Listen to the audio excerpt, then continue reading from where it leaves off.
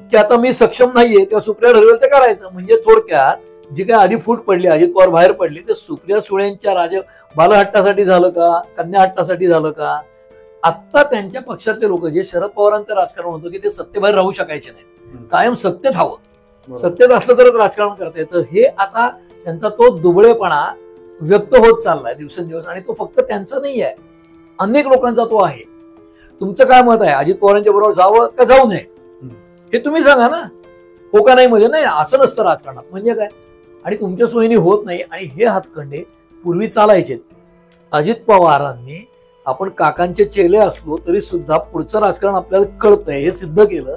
आणि सत्तेत जाण्यात छानपण आहे त्यांनी मान्य केलं. की सुप्रियाताई असं सांगायचे त्यांना, ते म्हणे जेव्हा मला असं प्रॉमिस केलं होतं तसं प्रॉमिस केलं, ते म्हणले नाही मी तुम्हाला सांगते असं असं करू, अन्याय दूर करीन, आणि this is my promise not my father's promise. शब्द न पाळणं, एखाद्याला जवळ घेतलं तर त्याचाच कार्यक्रम करणं, केव्हा दगा देईल सांगता येत नाही, ही इमेज त्यांची पक्की झाली आहे. तर त्यांना अजित पवारांना तोंडघशी पाडलं हा बेभरवशाच आहे, कर्तृत्वाने सगळे, पण केव्हाही जाऊ शकतो भाजपबरोबर. असं म्हणलं की अजित पवारांचा पत्ता कट होतो पक्षातनं, आणि मग मुलीचा रस्ता साफ होतो आपल्या. शरद पवारांचं राजकारण हे आजपर्यंत अनप्रेडिक्टेबल मानलं गेलेलं आहे. ते कधी काय निर्णय घेतील हे कोणीही सांगू शकत नाही असं बोललं जातं. त्याचे अनेकदा आपण उदाहरण देखील बघितलेलं आहे. म्हणजे पोलोद सरकार असेल की मागचं महाविकास आघाडीचं सरकार, शरद पवार कधी कोणासोबत येऊन युती करतील, आघाडी करतील आणि सत्तेत येतील अशी चर्चा कायम असते. मात्र आता 2 वर्षांपूर्वी जी राष्ट्रवादी काँग्रेसमध्ये फूट झाली, ही फूट कुठेतरी बाजूला सारून दोन्ही राष्ट्रवादी काँग्रेस पुन्हा एकदा एकत्र यावेत याचे प्रयत्न सुरू झाल्याचं दिसतंय. स्वतः पवारांनी देखील त्याचे सुतवाच केलेत. या सर्व विषयांवर बोलण्यासाठी माझ्यासोबत आहेत ज्येष्ठ पत्रकार शैलेंद्र परांजपे. सर, मी जसं म्हणलं की माझ्यापेक्षा तुम्हाला जास्त माहिती आहे की पवारांचं राजकारण हे अनप्रेडिक्टेबल बोललं जातं. म्हणजे पोलोद सरकारपासून आपण पाहिलेलं असेल ते कालच्या महाविकास आघाडीपर्यंत, आणि आजचा जो निर्णय ते घेऊ पाहतात, याकडे तुम्ही पहिलं कसं पाहता? नाही, शरद पवारांच्या राजकारणाचा ज्याला इंग्रजीत हॉलमार्क किंवा एक व्यवच्छेदक लक्षण किंवा वैशिष्ट्य राहिलेलं आहे ते म्हणजे अनप्रेडिक्टेबिलिटी, हेच वैशिष्ट्य राहिलंय. आणि त्याच्यामध्ये काय असतं की राजकारणामध्ये विश्वासार्हता हा एक फार मोठा गुण मानला जातो. आणि एखाद्या माणसाचा आपल्याला अंदाजच येत नाही, म्हणजे हा काय करेल कधी सांगता येत नाही. बरोबर. तर हे वाक्य आपण दोन्ही पद्धतीने म्हणू शकतो, म्हणजे पॉझिटिव्हली आणि निगेटिव्हली, म्हणजे सकारात्मक पद्धतीने आणि नकारात्मक पद्धतीने. म्हणजे काय, आता पहलगामचा बॅकड्रॉप आहे, पाकिस्तानवरचे हल्ले आहेत, सर्जिकल स्ट्राईकचा विषय चाललाय. तर युद्धाच्या शास्त्रामध्ये, युद्धशास्त्रात जिंकण्यासाठी सरप्राईज एलिमेंट किंवा शत्रूला आश्चर्यचकित करणं, त्याला कधीच वाटत नाही त्यावेळेला हल्ला करणं. म्हणजे आपल्याकडनं आपण हल्ले केले तेव्हा भारतामध्ये मॉकड्रिल होणार अनेक मोठ्या शहरात, म्हणजे तोपर्यंत काय होत नाही असं वाटून त्यांनी हल्ले केले.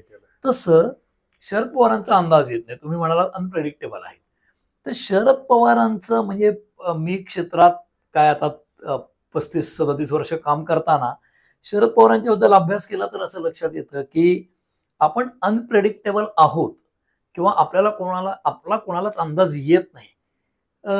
हा जो गुण आहे हा काही काळानंतर त्यांचा दुर्गुण बनत गेलाय.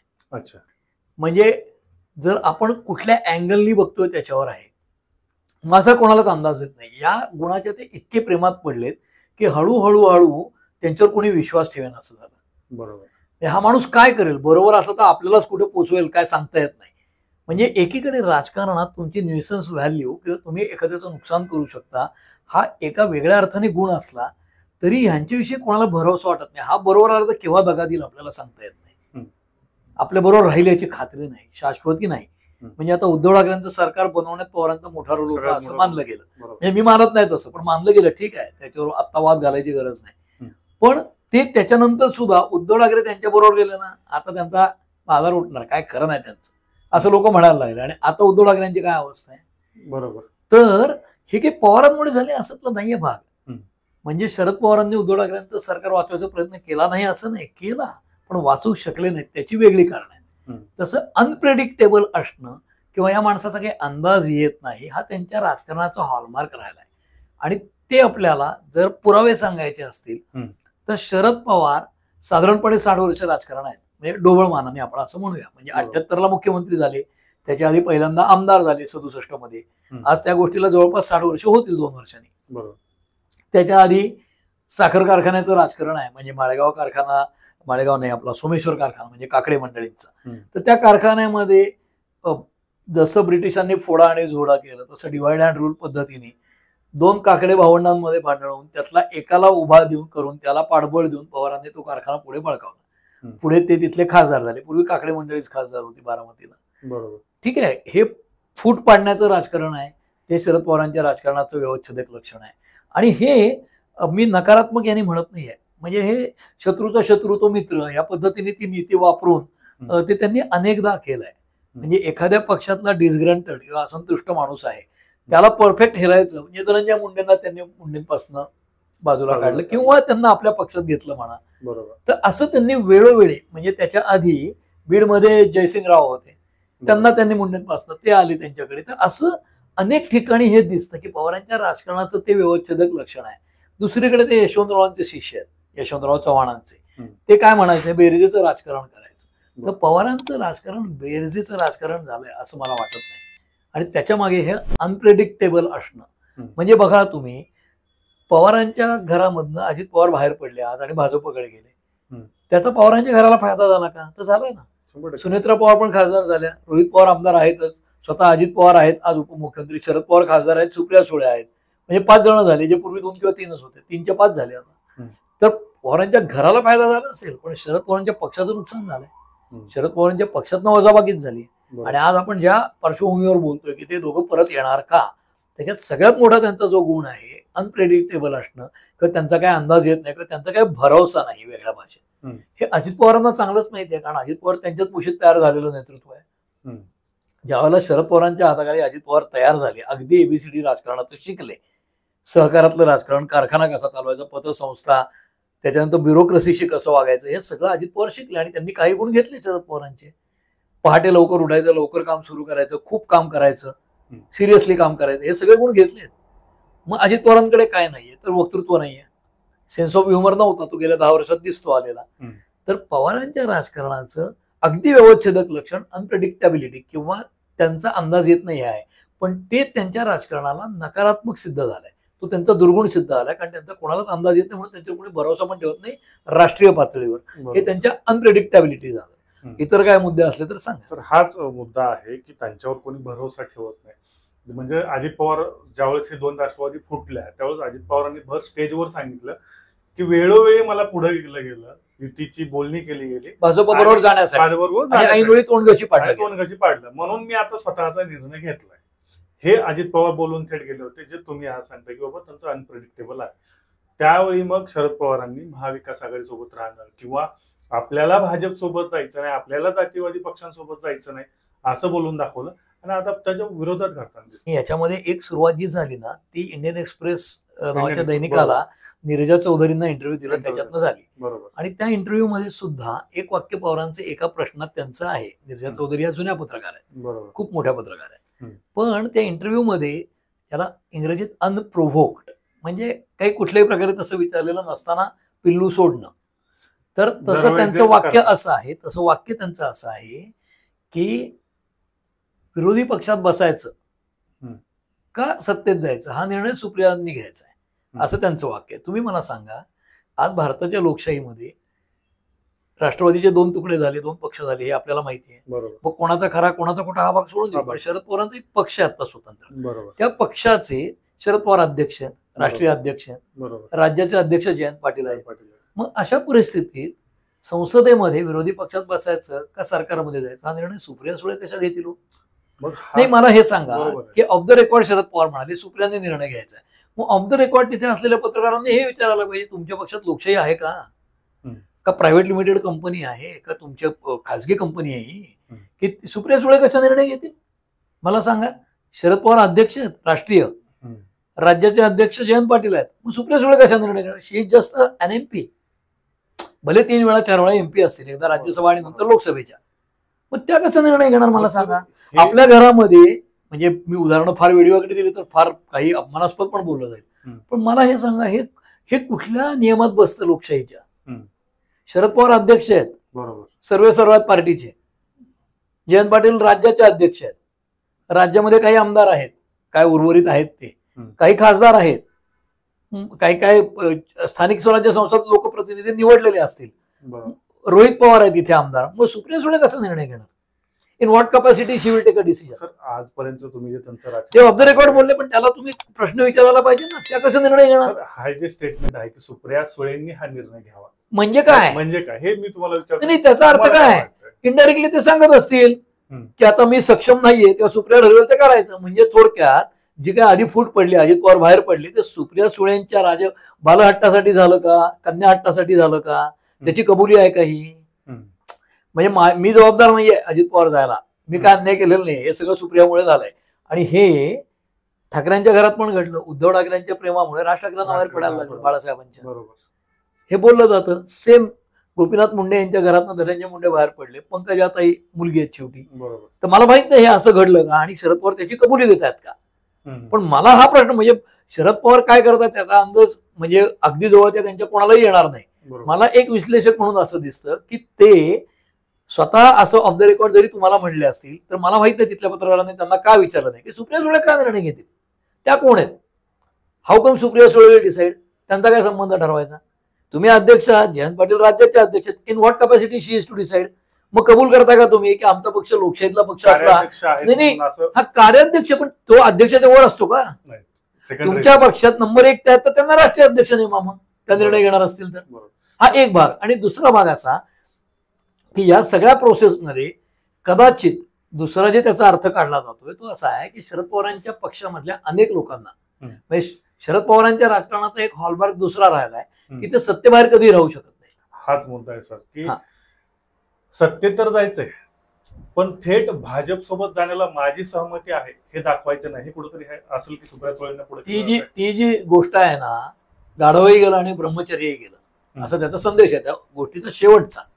त्याच्यात मी त्या व्यक्तींना हे उदाहरण आहे की हेही सांभाळलं नाही तेही सांभाळलं नाही, सगळंच गमावलं. तसं आत्ता त्यांच्या पक्षातले लोक, जे शरद पवारांचं राजकारण होतं की ते सत्तेबाहेर राहू शकायचे नाहीत, कायम सत्तेत हवं, सत्तेत असलं तरच राजकारण करता येतं, हे आता त्यांचा तो दुबळेपणा व्यक्त होत चाललाय दिवसेंदिवस. आणि तो फक्त त्यांचा नाही आहे, अनेक लोकांचा तो आहे. म्हणजे त्यांच्या पक्षातले अनेक लोक, कारण सत्तेतनं कामं होतात. म्हणजे रोहित पवारांची अनेक विधानं येतात. आता अंकुश काकड्यांनी एक पत्र लिहिलं सुप्रिया त्यांना की काय ती भूमिका स्पष्ट करा. भूमिका स्पष्ट करा म्हणजे काय? ते जेव्हा भूमिका सांगतील ते तुम्हाला आज्ञा पालन करायचंय, हे तुम्ही करत आलात शरद पवारांचे अनुयायी म्हणून. मग त्यांनी भूमिका स्पष्ट करायची म्हणजे काय? तुम्ही कन्फ्युज आहात तर खासगी विचारांना खाली पास ऑन करा, जाहीर का करायला पाहिजे? पण जाहीर काय केली? सुप्रिया सुळे ठरवतील. म्हणजे काय? सुप्रिया सुळे कशा ठरवतील? हुईशी त्या काय अध्यक्ष नाहीत, कार्याध्यक्ष ठरवणार, मग अध्यक्ष त्याचं ऐकणार. मग अजित पवारांचं का नाही ऐकलं असा प्रश्न येतो ना. त्यांचं काहीतरी स्थान होतच ना, त्यांचं ऐकलं नाही म्हणून त्यांना बाहेर पडावं लागलं ना. मग तसं तुम्ही दुटप्पीपणा करताय, ते स्वतःलाच एक्सपोज करत चाललेत. आणि दुसरी गोष्ट, त्यांच्या बरोबरचेही लोक आणि तेही सत्तेबाहेर राहू शकत नाहीत. आणि पवारांची स्वतःची अडचण ही आहे की जसं ते ब्रह्मचर्य गेलं गाढवे गेलं तसं सत्तेत तर जायचं पण भाजपवर जायचं.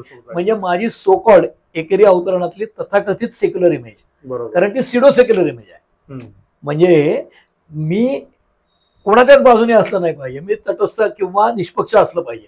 तुम्ही एकीकडे भाजपला जातीयवादी म्हणता आणि तुम्ही मुस्लिम अनुनय करणार, हे बरोबर नाही ना. बरोबर. म्हणजे राम जन्मभूमीच्या त्या रामाच्या मंदिराच्या काहीतरी काय उद्घाटन होणार, निमंत्रण पत्रिका पाठवणार, तर तिथं यांना कोण बोलवणार अशी टीका सुरू आहे. म्हणजे नाही, मी मशिदीच्या उद्घाटनामध्ये, म्हणजे काय? असं कसं चालेल? हे सेक्युलरिझम होऊ शकतं. नाही, तुम्ही मुस्लिम अनुनय केलात ना, काँग्रेसही करते, पण त्या अनुनयातनं बहुसंख्याकांचं एकीकडे उपमर्द होतो हे लक्षात घ्यायला पाहिजे. त्याचीच फळं आता भोगतात काँग्रेस सुद्धा आणि हे सुद्धा. मला असं वाटतं की जातीवाचक, धर्मवाचक किंवा कुठल्याही प्रकारची डिव्हिजिव्ह पॉलिटिक्स किंवा विभागण्या समाजाच्या करणारं राजकारण नाही केलं तरी सुद्धा आरक्षणाचा विषय त्यातही तेच आहे.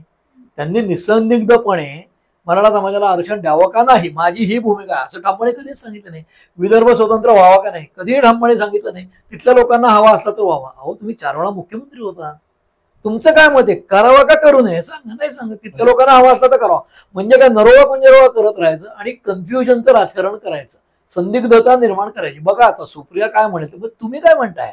तुमचं काय मत आहे? अजित पवारांच्या बरोबर जावं का जाऊ नये हे तुम्ही सांगा ना. हो का नाही मध्ये नाही, असं नसतं राजकारणात. म्हणजे काय?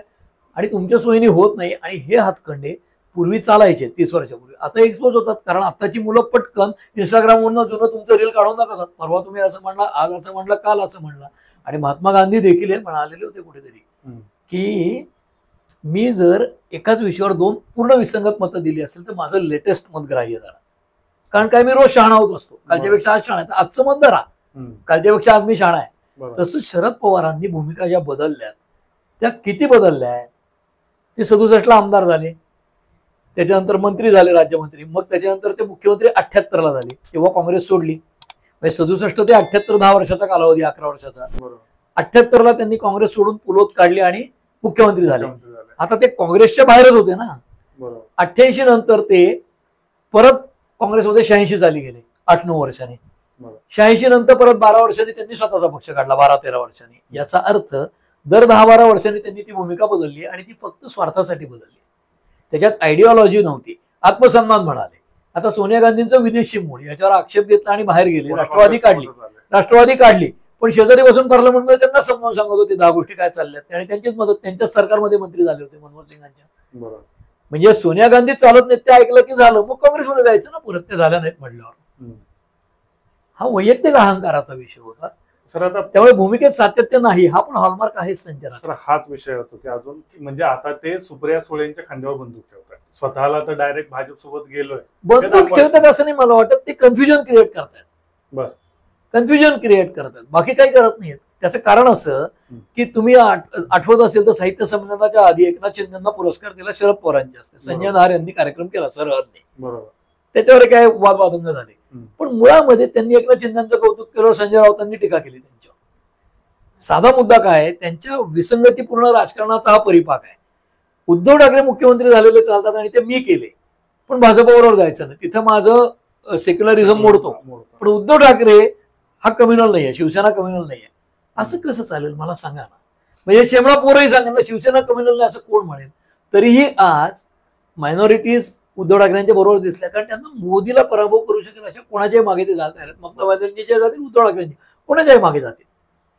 सर हाच मुद्दा येतो की जे आपण लोकसभेला पाहिलं की महाराष्ट्रामध्ये महाविकास आघाडीला घवघवीत यश मिळालं, मात्र तसंच महाविकास आघाडीला लोकसभेला आणि त्याच्या विरुद्ध विधानसभेला पाहायला मिळालं की महायुतीनं सुपडा साफ केला. लोकसभेच्या आधीचं राजकारण, लोकसभा, विधानसभा आणि आजचं राजकारण हे कुठंतरी महाविकास आघाडीला, पवारांच्या राजकारणाला बाजूला सरकत गेलं आणि महायुती पुढे आली. त्यामुळे आता आपल्याला सत्तेत सहभागी होण्याशिवाय पर्याय नाही. हे जे काही बोललं जाते, त्यांचे आमदार असतील, स्वतः जयंत पाटील हे सुद्धा एक पाय त्यांचा पुढे गेलेला आहे असं बोललं जातं. आणि हे कुठंतरी थांबवायचं असेल तर सुप्रिया सुळेंना पुढे करून आपल्याला सत्तेत जायचंय, ही खेळी असू शकते यामध्ये. म्हणजे जयंत पाटलांचा एक पाय पुढे गेलाय का 2-4 बोटच राहिली पक्षात, हा एक प्रश्न इतकं कदाचित असू शकेल. परंतु लोकसभेचं यश होतं ते निसंशय. मोदींची लोकप्रियता आधीच्या इतकी नव्हती. 300 जागा मिळाल्या त्या 240ला आल्याच आहेत, त्यात महाराष्ट्राचा रोल आहेच. दुसरी गोष्ट अँटी इन्कम्बन्सी पण असते, बरोबर, ती काही कारणं लोकसभेला आहे. त्याच्या पलीकडे जाऊन फडणवीसांच्या विषयी निर्माण केलेला राग, म्हणजे मराठवाड्यासारख्या भागामध्ये फडणवीसांना पाऊल ठेवता आलं नाही प्रचाराला त्यावेळेला. प्लस भाजपतल्या अंतर्गत काही गोष्टी आणि पवारांनी जे काही उमेदवार लवकर जाहीर जे केले तो एक पुरावा. अशी काही कारणं आहेत त्या लोकसभेच्या यशाची. त्याच्या पलीकडे काँग्रेसची रचना खूप चांगली होती लोकसभेच्या वेळेला. त्यांनी डिसेंट्रलाइज पद्धतीने, म्हणजे यशोमती ठाकूर अमरावतीत बघतील, नागपूरला नितीन राऊत आणि तिथले नेते बघतील, मराठवाड्यातले तिथे बघतील अशोक चव्हाण आणि यांच्यासारखे नेते, पश्चिम महाराष्ट्रातले तिथे पवार आणि हे लोक बघतील. असं त्यांनी डिसेंट्रलाइज पद्धतीने ते सगळी व्यूहरचना करून प्रचार केला. कुठल्या एका राष्ट्रीय नेत्यावर अवलंबून राहिले नाहीत, म्हणून ते यश मिळालं. आणि त्याच्या बरोबर उलट मोदींच्या काही सभा तितक्या यशस्वी झाल्या नाहीत, हे पण कारण आहे, खरी गोष्ट. आणि या सगळ्यात लोकसभेला त्यांना अनेक गोष्टींमुळे अपयश आलं आणि 23 वरनं 9 वर आले भाजप. बरोबर. त्याच्या बरोबर उलट लाडकी बहीण योजना ही फार मोठी गेम चेंजर ठरली, ही वस्तुस्थिती आहे. त्याच्या बरोबर त्यांचा कटेंगे पटेंगेचा नारा होता. त्याच्या पलीकडे जाऊन सारथी संस्था, आपण पुण्यात बोलतोय, सारथी संस्था पुण्यात आहे की जी फडणवीसांच्या काळात स्थापन झाली होती. बरोबर. सारथीमध्ये त्यांनी मराठा समाजाला अनेक प्रकारच्या शिष्यवृत्त्या, तरुणांना परदेशी जायला शिष्यवृत्त्या, MPSC UPSC साठी कोचिंग, त्याच्यातनं अनेक विद्यार्थ्यांना फायदा झाला. आणि त्यातनं जे मराठवाड्याच्या जिल्ह्यातल्या मुलांना फायदा झाला, त्याच्या याद्या घेऊन RSSचे लोक त्यांनी मराठवाड्याच्या जिल्ह्यात त्या याद्या सर्क्युलेट करून त्या लोकांशी बोलणं करून दिलंय, स्थानिक लोकांचं, की बघा मराठा समाजासाठी हे फडणवीस सरकारने केलंय. ही उगीच टीका करतात. ब्राह्मण मराठा असं काही नाहीये त्याच्यात. हम्म. त्याचा परिणाम विधानसभेला दिसला. त्याच्याबरोबर लाडकी बहीण दिसलं, त्याच्याबरोबर कटेंगे बटेंगे दिसलं. असे मल्टिपल फॅक्टर्स एकत्र येऊन, पण मुख्यत्वे या लाडकी बहीण योजनेचं हे मान्यच करावं लागतं. त्यामुळे त्या कारणांमुळे विधानसभेला पराभव झाला. जसं पूर्वी केंद्रामध्ये काँग्रेस सरकार असलं की बाकी राज्यांची फिकीर करायचं नाही फारशी, पण मुंबई हातात असेल तर फायदा असो, पण मुंबई आर्थिक राजधानी. तसं आज राज्याची सत्ता पुन्हा भारतीय जनता पक्षाकडे आली आहे आणि तो सगळ्यात मोठा पक्ष आहे. त्यांचं 3 पक्षांचं सरकार असलं तरी. त्यामुळे त्या मोक्यावर एकनाथ शिंदेंना मुख्यमंत्री केल्यानंतर अजित पवारांनी आपण काकांचे चेले असलो तरी सुद्धा पुढचं राजकारण आपल्याला कळतंय हे सिद्ध केलं आणि सत्तेत जाण्यात शहाणपण आहे त्यांनी मान्य केलं. तेव्हा अजित पवारांना काकांनीच पाठवलंय, त्यांचा डाव्या असं म्हणणारे लोकही, म्हणजे जसं मोदींचे भक्त आहेत अंधभक्त तसे पवारांच्या घड्याळाचे काटे आहेत. काही केलं तरी ते बरोबर होते म्हणतात काका. तर तसं त्यांनी पाठवलं म्हणणारे आता मान्य करायला लागले की नाही अजित शहाणे होते, ते हुशार होते, ते बरोबर गेले सत्तेत. आता तेच सत्तेअभावी कासाळी झालेले सगळ्या नेतात ते नाही दादाच बरोबर होते. तेव्हा ते काका दादा या वादात घोर काकांच्या बाजूने राहिलेले. दुसरं तुम्हाला सांगतो, सुप्रियाताईंच्या बाबतीमध्ये सुप्रिया निर्णय घेतील म्हणतात, म्हणजे आजही पवारांच्या नंतर कोणतं सुप्रियाताई त्या निर्णय घेणार, म्हणजे असं आपण मानायला हरकत नाही. त्या पक्षात जयंत पाटील जरी असले राज्याचे तरी मुख्य केंद्रीय नेतृत्व आता सुप्रियाताई आहेत, कारण प्रफुल्ल पटेल पण तिकडे आहेत. मग तसं जर असेल तर अजित पवार फुटल्यानंतर आणि ते सगळे नेते मंत्री झाल्यानंतर उरलेल्या लोकांना थांबवण्यासाठी सुप्रियाताई जेव्हा अनेकांशी बोलल्यात मधल्या लेवलच्या नेत्यांशी, तेव्हा त्या चक्क असं सांगत होत्या त्यांना, म्हणजे असे मला तरी किमान 50 नेते माहिती मधल्या लेवलचे, की सुप्रियाताई असं सांगायचे त्यांना. ते म्हणे तेव्हा मला असं प्रॉमिस केलं होतं, तसं प्रॉमिस केलं. ते म्हणले नाही नाही मी तुम्हाला सांगते असं असं करू, अन्याय दूर करीन आणि this is my promise not my father's promise असं सांगणार. मला खासगी 10 लोक माहिती एनसीपी मधले की जे आता अजित पवारांबरोबर आहेत, 10 का 50 आहेत. नाही नाही this is my promise not my father's promise, म्हणजे माझे वडील प्रॉमिस पूर्ण करत नाही हे त्या स्वतःच त्या नेत्यांना सांगितलं. आणि हे माझ्याशी बोलताना नाही सांगितलं, त्या नेत्यांना सांगितलं आणि ते अजित पवारांकडे आहेत. ते 100 लोकांना सांगत फिरत आहेत. हे तर आमचं नेतृत्व आहे. म्हणजे काय, दिलेला शब्द न पाळणं, एखाद्याला जवळ घेतलं तर त्याचाच कार्यक्रम करणं, केव्हा बघा देईल सांगता येत नाही, ही इमेज त्यांची पक्की झाली आहे तथाकथित म्हणजे इनकोट साहेबांची. मग ते शेतकऱ्यांचे भाग्यविधाते किंवा जाणते राजे. आता जाणते राजा हा एक मोठा वाद झाला. मी कुठे स्वतःला जाणता राजा म्हणून घेतो, लोकांनी पवार साहेब म्हणून घेत नव्हते, पण म्हटलं तर विरोध करत नव्हते ना. जाणता राजा एकच आहे, छत्रपती शिवाजी महाराज. महाराष्ट्रामध्ये एकच जाणता राजा, बाकी कोण नाही. पण ते म्हणून घेताना मजा वाटत होती ना, म्हणून घेतलं की बरं वाटायचं. तेव्हा का नाही विरोध केला? मी नाही जाणता राजा, फक्त महाराज छत्रपती शिवाजी महाराज, दुसरा कोणी जाणता राजा नाही. त्यांच्या इतका जाणता राजा कोणीच नाही महाराष्ट्र 700 वर्षात. तर हे म्हणायला हवं, हे नाही म्हणालात तुम्ही म्हणजे परत तिथेही संदिग्धताच ठेवली. म्हटलं तरी चालेल, मग विरोध केला तर मी कुठे म्हणलं मला म्हणा. तर हे संदिग्धतेचं राजकारण आहे. कुठलेही निर्णय म्हणजे आजही अजित पवारांबरोबर जावं का सत्तेत जावं का हे माझं मत होतं का? नाही. म्हणजे फडणवीसांनी हा जाहीर आरोप केला, अजित पवारांनी जाहीर आरोप केला, हे खरे नाही एवढं त्यांनी उत्तर दिलं. कधीही तपशीलवार बोललेले नाही. अजित पवार अगदी तारखांनिशी सांगतायत कोण कोण गेलो, आम्हाला बोलणी करायला लावली, लास्ट मोमेंटला म्हणले नको जायला. छगन भुजबळ सांगतात लास्ट मोमेंटला नको. शरद पवार, देवेंद्र फडणवीस आणि अजित पवारांचा पहाटेचा शपथविधी हा एक फार मोठा एपिसोड आहे. त्याच्यावर काही पत्रकारांनी पुस्तकही लिहिलेत, त्यातही काही सत्य काही असत्य गोष्टी आहेत. ठीक आहे, त्यांचे नाव आहेत त्या लेखकांचे आणि मोठे पत्रकार आहेत. तसं पहाटेच्या शपथविधीच्या आधी माझ्या माहितीप्रमाणे पहाट नव्हती ती 7 वाजता वगैरे घरात 8ला घेतला. त्या शपथविधीच्या आदल्या 3 रात्री फडणवीस आणि अजित पवार यांनी बसून म्हणजे प्रत्येकी 4-4 तास असं 3 दिवस बसून 12-13 तास बसून मंत्रिमंडळ डिसाईड केलं. सत्तेचा वाटा कसा कसा असेल हे डिसाईड केलं. म्हणजे एनसीपी आणि भाजपमध्ये कुठे कलेक्टर कुठले आणायचे, कुठे कमिशनर आणायचे हे सगळं डिसाईड केलं. पालकमंत्र्यांच्या चर्चा झाल्या. ह्या सगळ्या चर्चा झाल्या हे शरद पवारांना माहिती होतं. ह्या अशा असं सगळं होणार हे सगळं त्यांच्याशी चर्चा करून केलं होतं अजित पवारांनी आणि म्हणून त्यांनी गटनेता म्हणून पत्र दिलं होतं पाठिंब्याचं. तर त्यांना अजित पवारांना तोंडघशी पाडलं हा बेभरवशाच आहे. कर्तृत्वाने सगळे पण केव्हाही जाऊ शकतो भाजपबरोबर असं म्हणलं की अजित पवारांचा फक्त गट होतो पक्षातनं आणि मग मुलीचा रस्ता साफ होतो आपल्या नेतृत्व करायचा. जर कदाचित उद्धव ठाकरेंचा सारखा प्रयोग त्यावेळेला उद्धव ठाकरेंना पटवून आधी आम्हाला 1 वर्ष मुख्यमंत्री तो सुप्रियांनाच केलं असतं. म्हणजे असं मला वाटतं. त्यासाठी हा डाव होता का अजित पवारांना विलन सिद्ध करायचा पार्टीचा शपथविधी हा आटो काकांचा. मग अजित पवार तेव्हा का नाही बोलले? नाही बोलले, कारण ते परत गेले ते त्या अटीवर गेले मला उपमुख्यमंत्री करा उद्धव ठाकरेंच्या इथे. म्हणजे मी आता बोलत नाही, ते बोलले बोलायचं तेव्हा. तेही त्यांचे शिष्य आहेत. त्यामुळे 2 पवारांच्या राजकारणात आज अजित पवार काल पक्ष सोडताना शहाणे होते का काय असं शरद पवारांच्या अनेक आमदारांना वाटायला लागलंय, खासदारांना वाटायला लागलं. रोहित पवार तर उतावळे पाण्यात त्याचे बाईट देतातच म्हणून ते जात आहेत. पण परत माझा अहंकार मध्ये तुम्ही कसं म्हणू जाऊया अजित बरोबर, अजितचं बरोबर होतो हे तर नाही म्हणायचं. बरोबर. मग अनेकांची इच्छा आहे, लोक पोरं तर म्हणतात जा असं, तसं सुप्रियाला ठरवू द्या असं म्हणून त्यांनी ते केलं. आता सर ह्याच्यामध्ये फक्त सुप्रिया सुळे ह्यांनी ठरवलं आणि राष्ट्रवादी तिकडे गेली एवढा भाग राहत नाही. ह्याचा परिणाम एका बाजूला महायुती आणि महाविकास आघाडीवर देखील होणार आहे. तुम्हाला खरं वाटतं का की शरद पवारांच्या आजपर्यंतचा पूर्ण कारकीर्द पाहता भाजप त्यांना एक्सेप्ट करायला तयार असेल, मूडमध्ये असेल त्या कसं? नाही, दोन गोष्टी अशात की चंद्रशेखर बावनकुळे आहेत, प्रदेशाध्यक्ष भाजप. त्यांनी काय आता भाषण केलं एक महाराष्ट्रात कुठल्या तरी एका कार्यक्रमात की जेवढे लोक येतात काँग्रेसचे तेवढे घेऊ, सगळं मोकळं करा, जेवढे येतात तेवढे घेऊ. आता हे जे आहे हे कुठेतरी तो इम्बॅलन्स जो असतो तो निर्माण करणार आहे. दुसरं असं की जर सगळ्यांना सत्तेत येतं तर मग अपोजिशन मध्ये काही जनता असणार का? महाराष्ट्राची जनता अपोजिशन आहे आणि हे सगळे सत्ताधीश आहेत, कारण त्यांना सत्तेचा वाटा प्रत्येकाला हवा आहे.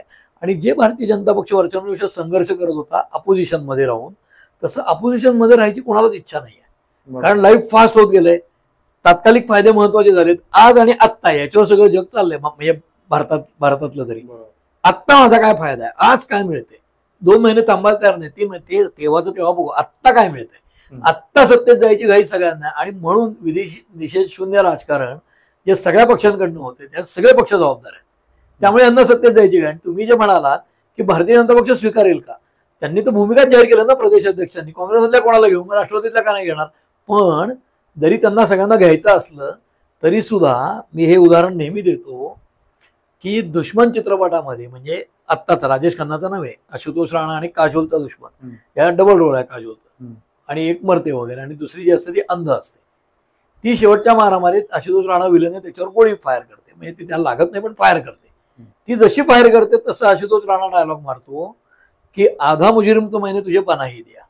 तसं समजा शरद पवार आणि त्यांच्या सगळ्या लोकांना भारतीय जनता पक्षाने बरोबर घेतलं तर त्यांचे डाग त्यांना लागणार नाहीत का? अजित पवारांच्या भ्रष्टाचारावर लोक बोलतातच आहेत ना, मग पवारांनाही घेणार. मग आता ठेवलं पण तुम्ही घ्यायचं. आणि मला असं वाटतं की शरद पवारांना आजही जे वाटतंय की दोन्ही सांभाळायचंय, ब्रह्मचर्य आणि हे, तसं सेक्युलरिझम सांभाळायचं आहे.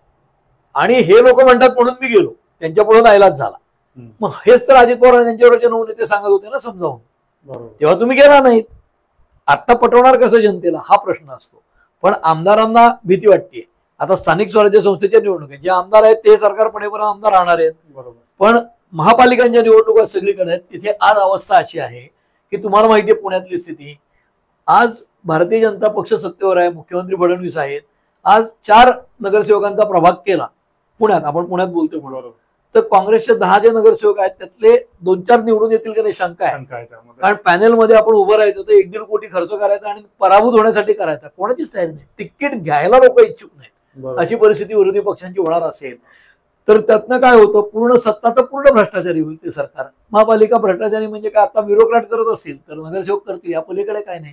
आणि लोकशाहीमध्ये निवडून आल्या 300 जागा आल्या तेव्हाही अमित शहा म्हणले होते, ते काही त्यांचं राजकीय विधान नाहीये, हे सार्वकालिक सत्य आहे की विरोधी पक्षही लोकशाहीत बळकट असावा लागतो तर ती डेमोक्रेसी नीट चालते.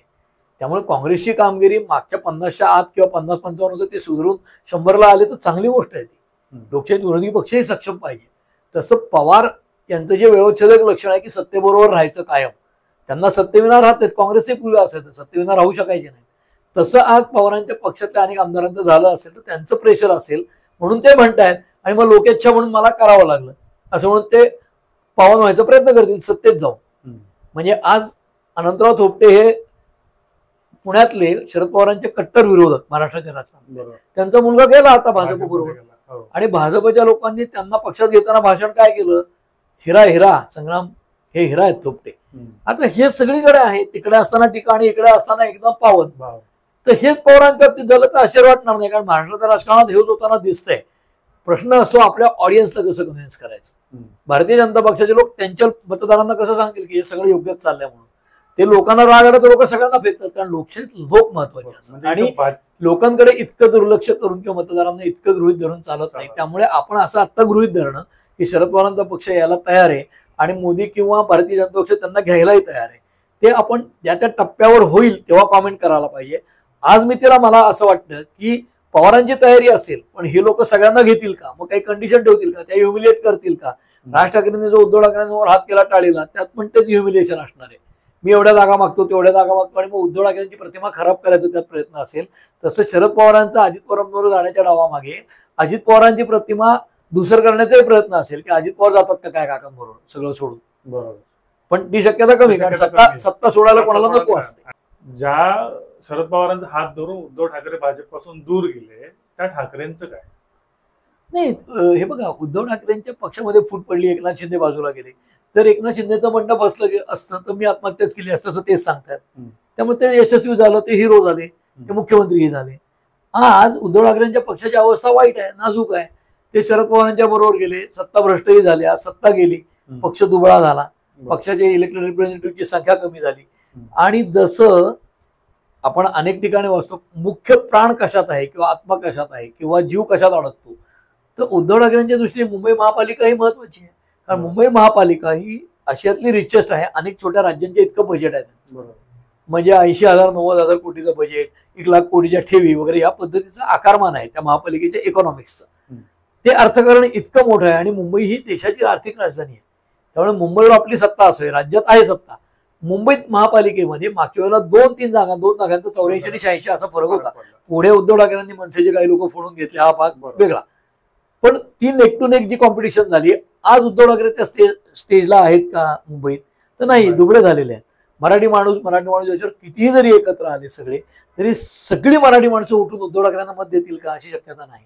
मायनॉरिटीज आज उद्धव ठाकरेंच्या बरोबर आहेत, कारण शरद पवारांचा पक्ष मुंबईत अजिबात स्ट्रॉंग नाही. मूळ अख्खा शरद पवारांचा पक्ष स्ट्रॉंग नाही. अजित पवार फुटल्यावर तर आणखी त्यात फूट झाली.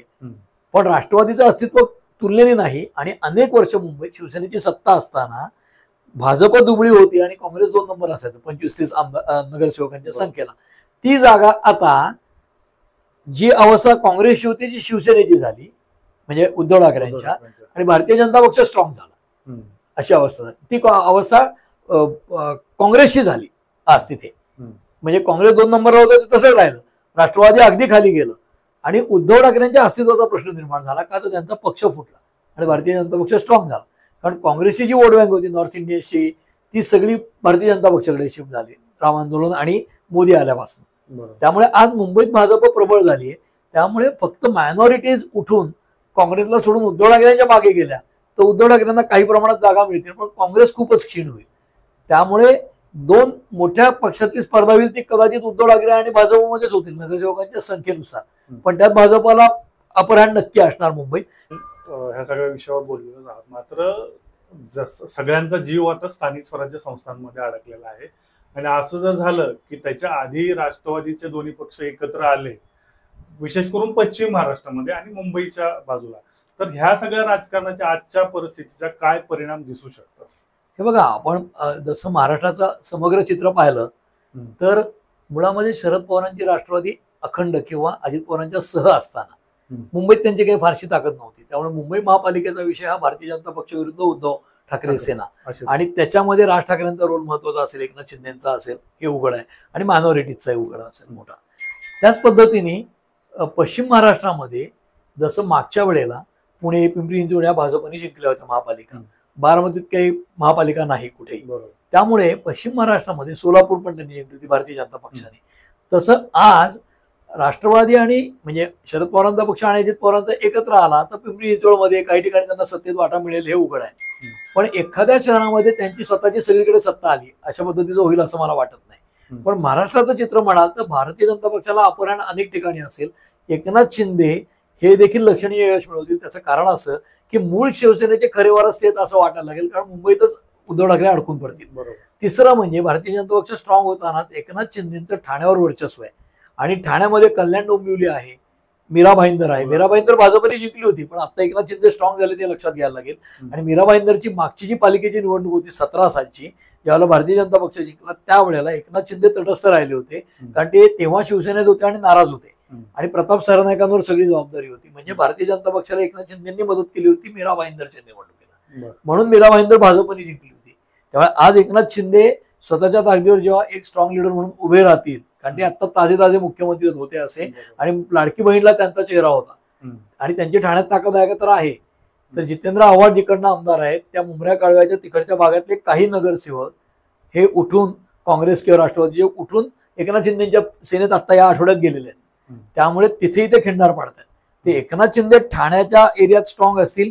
एकनाथ शिंदेचे जे स्थानिक नेते वेगळ्या महाराष्ट्राच्या भागात आहेत, आमदार आणि माजी मंत्री असलेले, त्यांच्या भागामध्ये एकनाथ शिंदे सेनेला चांगले प्रोस्पेक्ट्स आहेत. म्हणजे मराठवाडा पण आहे, पश्चिम महाराष्ट्रातला काही भाग आहे, विदर्भातला थोडासा भाग आहे, तर या सगळ्या किंवा कोकणातला काही भाग आहे अर्थात, म्हणजे उदय सामंत आहेत समजा, तर तिथे त्यांना यश मिळेलच नाही रत्नागिरीत आणि काही भागात. या पलीकडे जाऊन भारतीय जनता पक्षाला ओव्हरऑल जसं फडणवीस नागपूरमध्ये येतात, विदर्भात त्यांना यश नक्की मिळेल चांगलं, पश्चिम महाराष्ट्रात अजित पवार बरोबर असल्यामुळे भाजपचा फायदा होईल, पुणे त्यांनी जिंकलीच होती मागच्या वेळेला. तसं एकूण महापालिकांमध्ये ओव्हरऑल मला असं वाटतं की जरी शरद पवार अजित पवारांचे पक्ष एकत्र आले तरी स्थानिक स्वराज्य संस्थांच्या महापालिकांच्या निवडणुकांना भारतीय जनता पक्षाला सर्वाधिक अपर हँड असेल. त्यानंतर एकनाथ शिंदे आणि मग अजित पवारांचा पक्ष असेल तालिकेत. आणि मुंबई पालिका ही उद्धव ठाकरेंच्यासाठी सर्वाधिक महत्वाची असते आणि तिथे त्यांना म्हणजे यश मिळेल, पण ते महापालिका राखू शकतील का याविषयी मला शंका आहे आज. सर खूप खूप धन्यवाद. वेळ कमी आहे त्यामुळे बऱ्याचशा गोष्टी कव्हर करायचं राहिल्या. पुढच्या वेळेस नक्कीच या सर्व गोष्टी कव्हर करूया.